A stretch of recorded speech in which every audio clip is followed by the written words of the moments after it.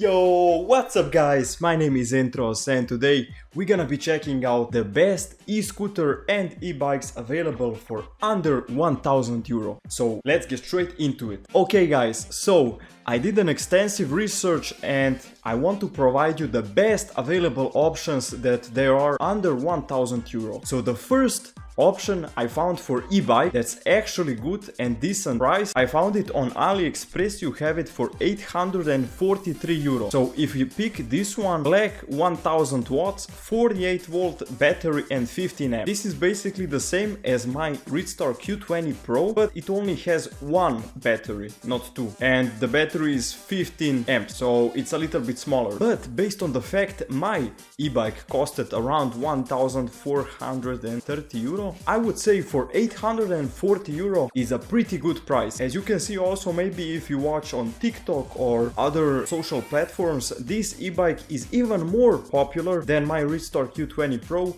as it's more available to wider range of population. I'm gonna show you guys some modded Redstar Q20s. Okay guys, so for the next e-bike I would say is very good price and what you actually get is very decent is this Emoco C93. As we see, it has 10 watt LED headlight, has also 1000 watt motor, 20-inch fat tire wheels. So Redstar and Emoco both have the fat tire wheels, so if you go to the bumps and something like that, it's basically like a tank, you're not gonna feel anything. It has also 48 volt 20 amp battery. So I would say it's a little bit better battery than the Redstar, but the mods available for this e-bike are probably not that widely sold. Based on the fact it's 1012 euro, I think I should still put it there. Because of the design also, it looks pretty nice, it's not a bad looking bike. The next bike I actually was thinking about putting it in or not, but I said let's say some people don't want maybe MTB style of bike or maybe something like very aggressive looking.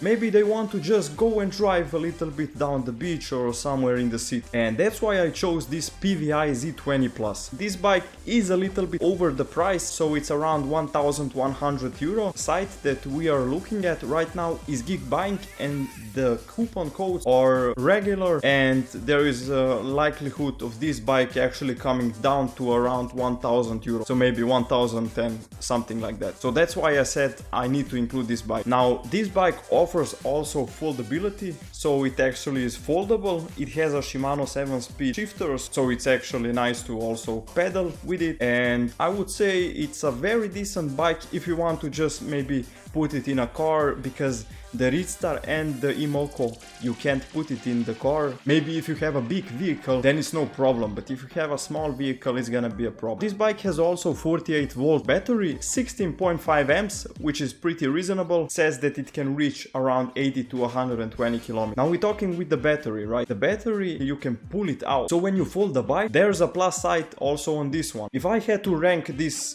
e-bikes right now, I would say the Redstar is clearly on top because the mods available for the bike are crazy. But then I would put actually this PVI Z20 Plus because it's very decent. It also has a dual suspension, so again you have no problems going over some bumps because it has also fat tires. If you really want something nice to just ride around without problems, I would say you should consider this one.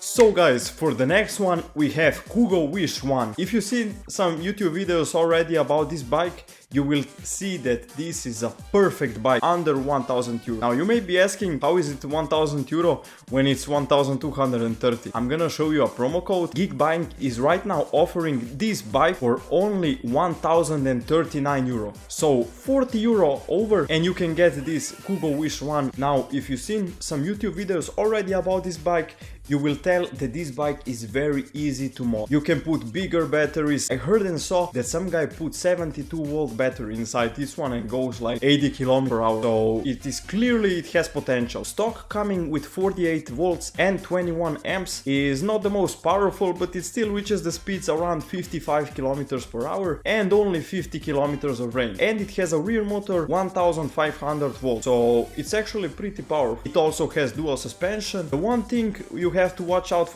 before you buy this bike is this is a pit bike style bike, meaning that is very small. compared to, let's say, Surron or something like that. So when you watch it like that, you will see that it looks pretty nice. It looks like a big bike, but actually is a pit bike style bike. It is also IP65 waterproof, so you will have no problems going in the rain, or maybe when you go off-road and going somewhere in the mud, there will be no consequences, maybe something dying. So this is a pretty nice feature to have. We went through some e-bikes which I would recommend.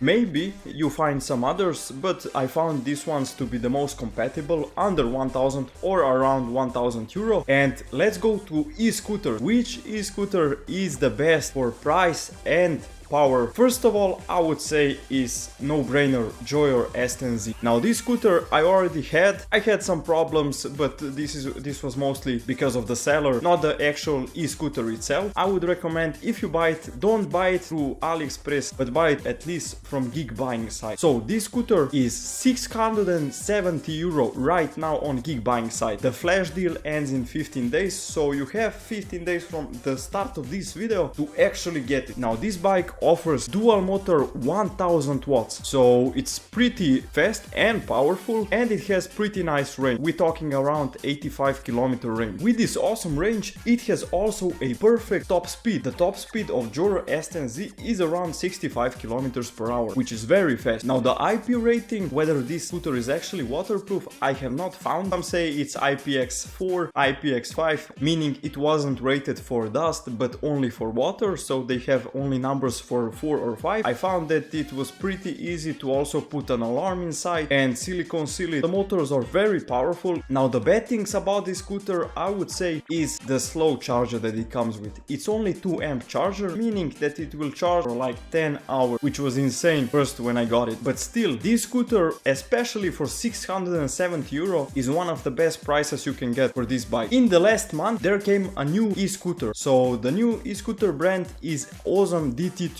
First of all, when I saw it, it was like, I'm pretty impressed, because it has dual 1100 watt motor. Now this scooter is only 949 euro, but best believe specs I'm gonna tell you about this bike will shock you. So this bike offers dual motor 1100 watt, 52 volt battery, 23 amps and 10-inch tires. So the max speed is around 68 kilometers per hour and the range is 115 kilometers. So that's pretty insane for the price of only 949 euro. Now the bike uses better components and it's more aesthetically pleasing to the eye as, let's say, the Joyer S10Z. But comparing all the specs, I would still choose this one, DT2 Pro, because it has better range, better top speed, better build, and it has also better foldability. Because on the Joyer you have to put a lock up, which is pretty hard. You're gonna probably do it with your leg, but this one, as you can see, it has a foldable mechanism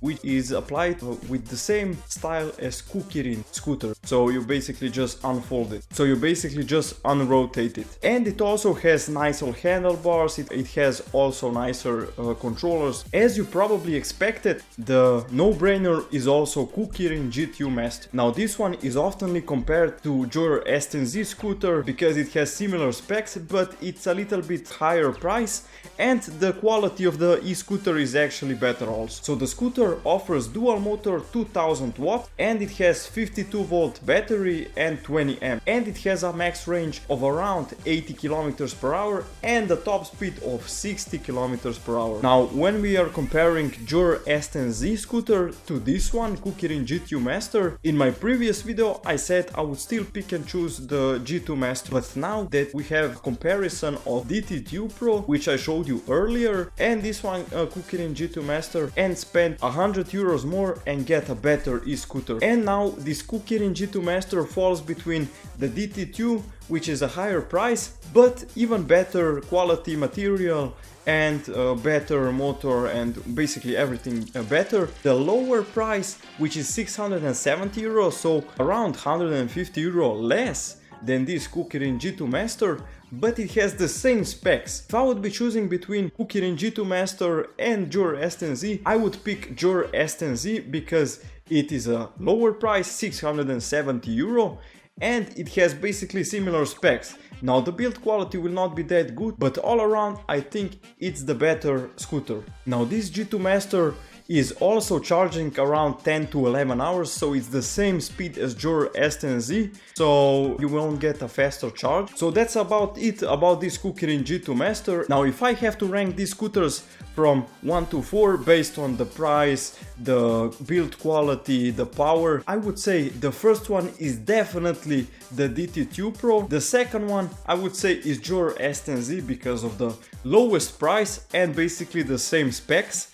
And the last one I would put the Kukirin G2 Master. As it's in the middle of the pack, it's not the lowest, it's not the highest price, so I would say it's not that desirable to me. But what you guys think about these e-bikes and scooters I provided you information for in the comments down below. Please tell me even more e-bikes or e-scooters that are under 1000 euro that I maybe left out in this video. And yeah, please like, share and subscribe. I saw that many people liked my review on the Redstar Q20 Pro. Definitely expect more videos based on that bike, as I have completely modded it and it's completely different right now. Stay tuned for the next video where I'm gonna show you this modded Redstar Q20 Pro. I think it's the best looking e-bike in the Europe, but you will tell me in the comments down below in the next video. So yeah, please like, share and subscribe, and I'll see you next time. Bye!